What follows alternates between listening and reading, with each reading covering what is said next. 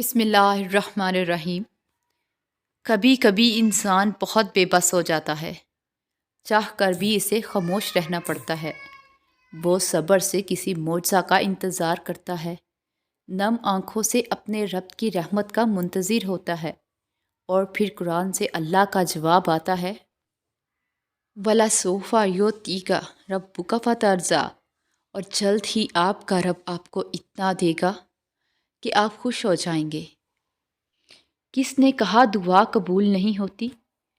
اللہ آپ کی ہر دعا سنتے بھی ہیں اور قبول بھی کرتے ہیں، پر ہاں، ہر دعا قبول ہونے میں وقت لگتا ہے۔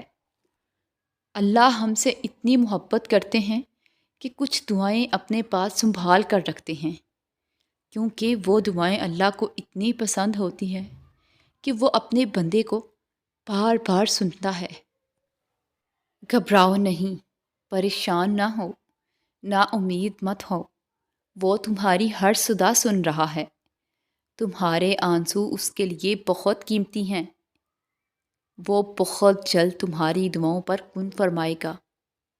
یہ دیر فکر تمہارے صبر کا امتحان ہے۔ کیوں فکر کرتے ہو؟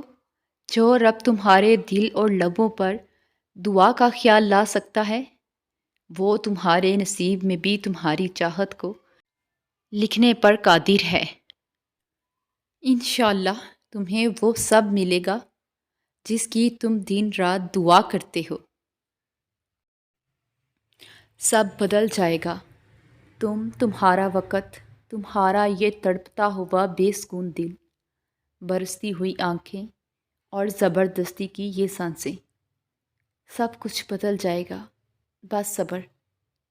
اللہ جب کسی آزمائش یا تکلیف میں ڈالتا ہے تو نکلنے کے وسیلے تو بہت پہلے سے طے ہوتے ہیں، اور جانتے ہو یہ تکلیف آزمائشیں ہم پر کیوں آتی ہیں؟ تاکہ ہمارا رتبہ بڑھا سکیں، ہمیں اللہ کی پہچان کروا سکیں۔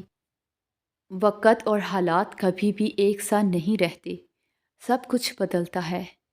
دکھ خوشیوں میں، آنسو مسکراہٹ میں، بے چینی سکون میں، کیونکہ تبدیلی کائنات کا اصول ہے۔ اللہ کبھی بھی تمہیں مسلسل تکلیف میں نہیں رہنے دیتا۔ اگر وہ ایک ہاتھ سے کچھ لیتا ہے تو دوسرے میں صبر تھما دیتا ہے۔ جو دل میں رہتا ہے بلا، وہ تمہارے دل کے موسم سے کیسے واقف نہیں ہوگا؟ وہ بہت جلد اس تکلیف سے بھی تمہیں آزاد کر دے گا جس کی گرفت میں آج تمہارا دل پوری طرح جکڑا ہوا ہے۔ وہ غم کا موسم سدا نہیں رہنے دیتا ہے۔ چھن جانے والا سب کچھ واپس آ جاتا ہے اور دگنا ہو کر سب کچھ ملتا ہے۔ پھر ہمت نہ ہارو، اٹھو، دوبارہ سے وہ وقت دور نہیں جب تمہاری ہر محرومی ختم ہو جائے گی، جب ہر کمی پوری ہو جائے گی، کیونکہ تمہارا صبر تمہاری سب سے بڑی طاقت ہے، اور اس سے بھی بڑی طاقت اللہ پر یقین ہے۔ اور بے شک اللہ صبر کرنے والوں کے ساتھ ہے۔ آپ نے کبھی سوچا ہے، دنیا میں کچھ چیزیں ایسی ہوتی ہیں جنہیں ہم روپے سے خرید نہیں سکتے، جنہیں دعائیں بھی ہمارے پاس نہیں لا سکتی۔ اور آپ نے کبھی یہ سوچا ہے کہ بعض دفعہ وہ چیزیں ہی ہماری پوری دنیا ہوتی ہیں، دل کی دنیا؟ تو کیا زمین پر انسان دل کی دنیا کے بغیر رہ سکتا ہے؟ اداس ہو، ہمیں بتاؤ، تمہیں اداسی کی رنجشوں سے رہا کریں گے۔